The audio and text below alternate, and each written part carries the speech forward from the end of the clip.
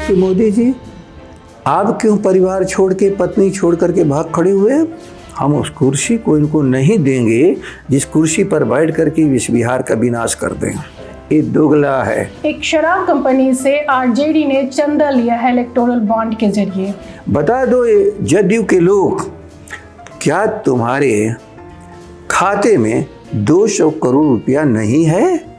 ये 200 करोड़ रुपया कहाँ से आए हैं? यानी आरजेडी की सरकार बनेगी तो शराबबंदी को खत्म कर देंगे? कभी नहीं। लालू जी शराब पिलाने वाले नहीं हैं। विधानसभा चुनाव से पहले मेरे ही साथ इंटरव्यू में आपने कहा था कि नीतीश कुमार पागल है। मेरी सोच है कभी बदलती नहीं, और उसी सावरकर के रास्ते पर ये चल रहे हैं जिसका नाम है नरेंद्र मोदी, और उसका साथ दे रहे हैं श्री नीतीश कुमार। नमस्कार, आप देख रहे हैं जन मीडिया न्यूज़ और मैं हूं आपके साथ प्रीति प्रभा। इस वक्त हम आरजेडी कार्यालय में मौजूद हैं और हमारे साथ बातचीत के लिए मौजूद हैं आरजेडी के प्रदेश अध्यक्ष जगदानंद सिंह जी।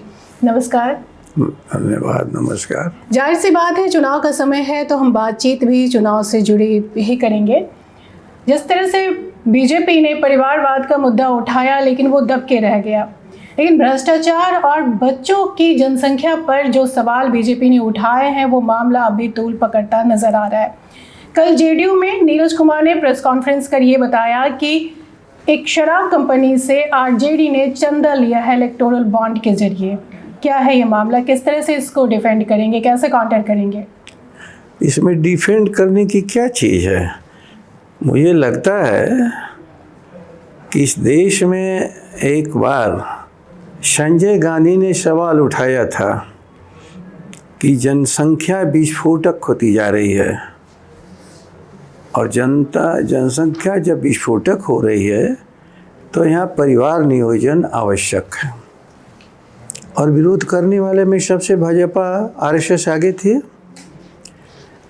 लगातार ये तर्क इनके चलते थे अब तक कि परिवार को बढ़ाओ नहीं तो संख्या घट जाएगी, अल्पमत में आ जाओगे।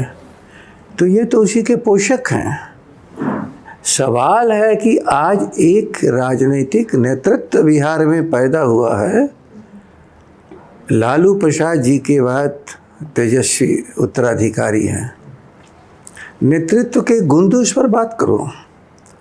इस देश में संख्या यदि परिवार का गिनोगे तो तेजस्वी जी ने तो इन्होंने रिसर्च करके बता दिया।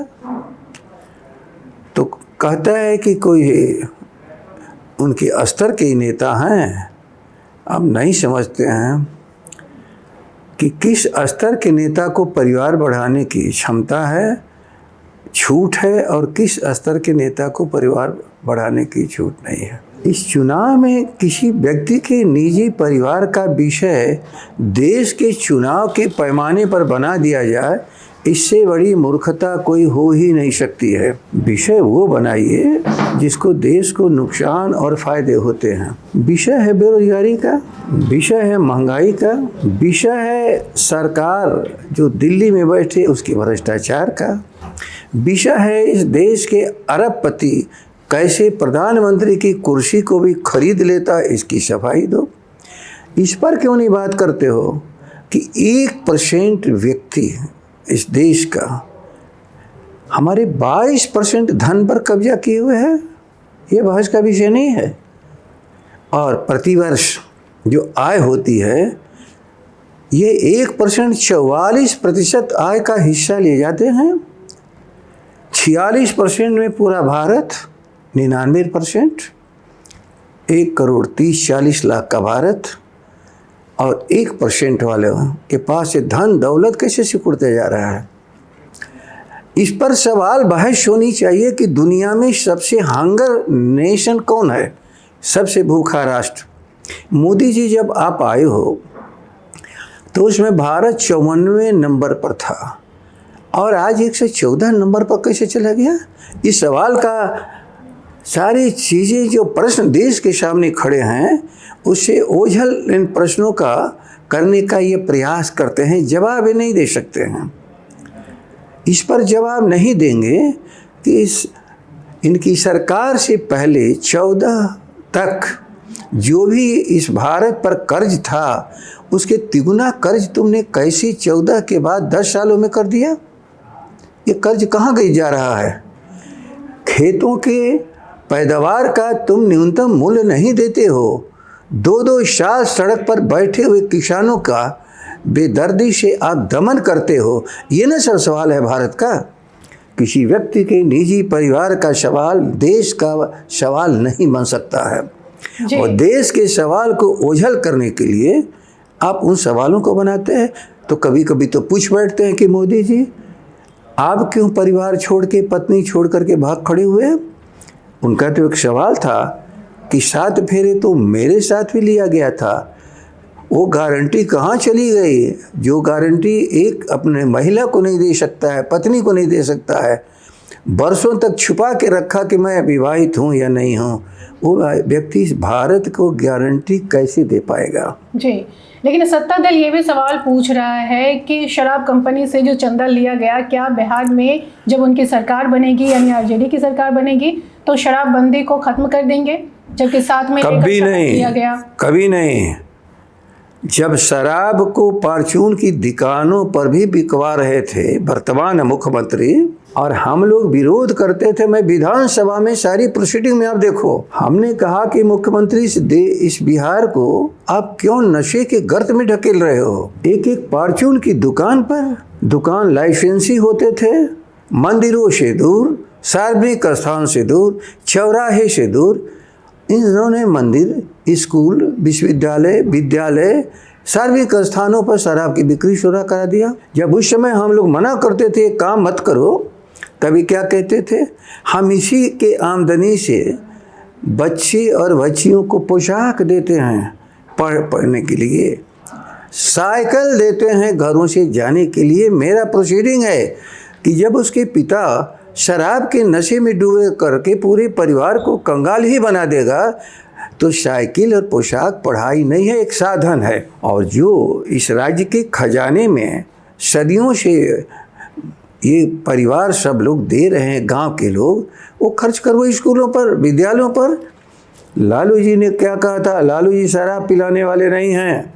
लालू जी ने कहा था पढ़ो या तो मरो, हथियार फेंको, कलम हाथ में पकड़ो। इस पर क्यों नहीं बात करते हो। फिर आपने बात को बिगाड़ के उल्टा कर दिया। अब ये नहीं समझ में आ रहा है कि ये बांड, सुप्रीम कोर्ट ने कहा कि इतना बड़ा कानून के दायरे में कानून बना करके भ्रष्टाचार दुनिया में नहीं हुआ है। सबसे दुनिया का भ्रष्टाचार फैलाने वाली भारतीय जनता पार्टी को भ्रष्टाचार बोलने का कहाँ अधिकार है। अब यहाँ पर आओ, इनको 6,000 करोड़ रुपए इनको बॉन्ड से मिलते हैं। पूरे भारत में जितने भी पार्टियों के बॉन्ड मिले उसको 70 से 75% इनके घरों में गए हैं, इनकी पार्टी में गया है। तो आप 70 करोड़ पर सवाल उठा रहे हो। बता दो ये जदयू के लोग, क्या तुम्हारे खाते में 200 करोड़ रुपया नहीं है। ये 200 करोड़ रुपया कहाँ से आए हैं? जो सरकार जन्म और मृत्यु के प्रमाण पत्र पर भी पैसे ले आ रहा है अपने अफसरों के द्वारा, पदाधिकारियों के द्वारा, उसके पास चेहरा है कोई भ्रष्टाचार पर बोलने का? 45 भ्रष्टाचार मोदी ने विधानसभा के चुनाव में लगाया था। वो 45 भ्रष्टाचार का आरोप नीतीश आप पर आज भी कायम है। आपने जवाब नहीं दिया। और जो प्रधानमंत्री बिहार के डीएनए पर प्रश्न, डीएनए मैंने क्या बता, हम लोग के गांव घर में कहा जाता है ये दोगला है, डीएनए पर प्रश्न उठाया। आपने ट्रकों यहाँ से नाखून और बाल काट के भेजा, वो परीक्षण करके आया, इस पर क्यों नहीं बात करते हो? तो जो हमारी पूरी आबादी को कि जन्म पर माता पिता पर सवाल उठाता है, डीएनए पर सवाल उठाता है, उससे बिहार के लोगों से आशा करते हो ये तुम्हें वोट दे देंगे। उन्होंने अपना नेता चुन लिया है जो वर्तमान नहीं भविष्य का भी नेता है, जिसका नाम है तेजस्वी। इसलिए इधर उधर की बातों में मत जाओ, बात आओ उस मुद्दे पर बात नहीं होती है। कभी परिवार पर बात पर, कभी कुछ ही पर बात पर, मुद्दे पर बात करो ना। बेरोजगारी झेल रहे लोगों को जब नीतीश कह दिए थे मेरे पास पैसे नहीं है, नीतीश आपके बाप के घर से पैसे आएंगे क्या इनको देने के लिए? तो उस समय अकेला तेजस्वी खड़ा होकर कहा इस बिहार के भीतर, हम 10 लाख लोगों को नौकरी देंगे, हमारी पार्टी की सरकार बनाओ। सरकार भी बन चुकी थी, 12 बजे तक हम सरकार में थे, 12 बजे से 12 बजे रात में सारे चीज़ों की चोरी करके अब ये सरकार बन गए। नीतीश पर क्यों नहीं जवाब दे रहे हो? कैसे आपने 2000 चावल मिले इस बिहार में बंद कर दी, जिसमें 5000 करोड़ रुपए का नौजवानों का निशान था। अपनी पत्नियों को गहने बेच करके नौजवान ने छोटी छोटी गृह उद्योग के रूप में चावल मिलों को खोला था, क्यों तुमने बंद करा दिया? इसलिए प्रश्न पर आमे लोग, ऐसे छोटे छोटे बेकार के प्रश्नों से इस बिहार का भला नहीं होने वाला है। जी, आप नीतीश कुमार की बात कह रहे हैं, तो 2020 विधानसभा चुनाव से पहले मेरे ही साथ इंटरव्यू में आपने कहा था कि नीतीश कुमार पागल है। आपकी ये राय उनके लिए बदल गई है या फिर अभी भी कायम है? मेरी जो सोच है कभी बदलती नहीं। हमने अपने जीवन में देखा, जो अपने वचन पर कायम न हो, जो समाजवाद को टुकड़े टुकड़े करके दंगाइयों उन्मादियों को कुर्सी तक ले आने का व्यवस्था किया, वह आदमी वो समाजवादी तो हो ही नहीं सकता है। कभी इस पार्टी में कभी उस पार्टी में, पूरे बिहार का नाम हंसा दिया देश के पैमाने पर। दंगाइयों उन्मादियों की सबसे बड़ी ताकत के खिलाफ बिहार खड़ा था, बिहार खड़ा था। इनके रथ को रोकने की क्षमता थी बिहार में राजद के लोगों में, और आज उस रथ पर स्वयं सवार हो गए जो सांप्रदायिकता इस देश में और उन्माद फैलाता है, हिंदू मुसलमान की बात करता है, हिंदुस्तान पाकिस्तान की बात रोज करता है, जो मंदिर और मस्जिद के झगड़े लगाते हैं। और देश का प्रधानमंत्री कम से कम माता पिता की तरह देश का होता है, संतान की तरह पालन करता है, और कभी भी माता पिता अपने बेटों को लड़ाते नहीं हैं। लेकिन मोदी जी, आप कैसे हो प्रधानमंत्री? इस देश की आबादी को भी 2 धारा में खड़ा होकर के बांट देना चाहते हो। सावरकर के 2 राष्ट्रवाद के 2 राष्ट्र की कल्पना ने भारत और पाकिस्तान का जन्म दिया, सावरकर ने। जिन्ना साहब तो उसको कुछ दिनों के बाद पकड़े, कुछ वर्षों के बाद, लेकिन 2 राष्ट्र का कल्पना मिस्टर सावरकर ने किया था, और उसी सावरकर के रास्ते पर ये चल रहे हैं जिसका नाम है नरेंद्र मोदी, और उसका साथ दे रहे हैं श्री नीतीश कुमार। जी, आप नीतीश कुमार को लेकर इतनी बड़ी बड़ी बातें कह रहे हैं, लेकिन नीतीश कुमार अब आरजेडी के साथ आना चाहेंगे, तो क्या आप उनके साथ नहीं जाएंगे? बार बार शरण में आए हैं और हम लोगों ने उठाया है, वो कुर्सी अब उनको नहीं मिलेगी। शरणागत व्यक्ति की तरह यदि आएंगे तो हम लोगों ने माना है कि हमारा काम है कि समाजवादी कहीं भी हो उनको समेट करके लेकर के चलना। समाजवाद का छोटा सा अंश भी बचा होगा और शरण में आएंगे, लेकिन हम उस कुर्सी को इनको नहीं देंगे जिस कुर्सी पर बैठ करके इस बिहार का विनाश कर दें। बक्सर से आपके पुत्र सुधाकर सिंह चुनाव लड़ रहे हैं, आप जाएंगे चुनाव प्रचार में? आप भी वहाँ से एमपी रह चुके हैं। मैं पूरे बिहार का अध्यक्ष हूँ, उस हैसियत से मैं यहाँ पर हूँ, और जो भी काम अन्य इलाके में 39 इलाके में हम कर रहे हैं, एक 40वां भी क्षेत्र का उसी का एक अंश है। हमें देश को बनाना है, और देश के लिए हमें एक बिहार में ताकत हम खड़ा कर रहे हैं। तो जो भी छोटा मोटा समय मैं सभी लोगों के लिए दे रहा हूँ, उसी में बक्सर भी है, उससे अलग नहीं न है। बक्सर बिहार का हिस्सा है। केवल बक्सर से देश नहीं बदल जाएगा। देश को बदलने के लिए हम 40 की ताकत हम इकट्ठा कर रहे हैं, और देश को हम 40 लोगों को दे रहे हैं। बक्सर भी उसका हिस्सा है, अन्य जो पार्लियामेंट है उसकी तरह है जी। उससे अधिक की यानी किस तरह से आप बक्सर को देख रहे हैं? क्या स्थिति है वहाँ की? वो तो बीजेपी की पारंपरिक सीट है, वहाँ पे ब्राह्मण वर्सेस राजपूत की लड़ाई होते आई है। वहाँ पर आज लड़ाई केवल एक है, बक्सर बनाम लोकल बनाम बाहरी, भूलो मत। अब वहाँ के लोग जात के आधार पर ही नहीं लड़ रहे हैं, अपनी गरीबी परेशानी अपने विकास के लिए कैसे हम आगे बढ़ें उस पर। कल हम लोग जीतेंगे तो वहाँ किसानों पर लाठी नहीं चलेगी, घरों में घुस करके महिलाओं को नहीं मारा जाएगा। ऐसे लोकसभा सदस्य बिहार में एक भी अच्छा थर्मल इस इलाके में नहीं था। पश्चिम के इलाके में चौसा में 1300 मेगावाट का थर्मल हमने स्वीकृत कराया था, जो बहुत पहले ही बन गया होता। 10 साल हो गए, केवल किसानों को तबाह करने के लिए केवल काम किया जाता है। उनकी ज़मीनें भी ली गई। उस ज़मीनों का जो मुआवजा मांगता है, जो इस देश के भीतर कानून और नियम है कि हम जिसकी ज़मीन को लेंगे, भारत सरकार उसको इतना पैसा देगी। थोड़ा सा मैं केवल याद करा देना चाहता हूँ, ये भूमि अधिग्रहण का कानून एक बहुत क्रांतिकारी और गांव और किसानों को संरक्षण देने का सबसे बड़ा कानून बना था। आते आते मोदी चाहे कि इसको हम बदल दें, क्योंकि व्यापारी लोग कहते थे कि ये महंगा हो गया, हम कैसे उद्योग लगाएंगे।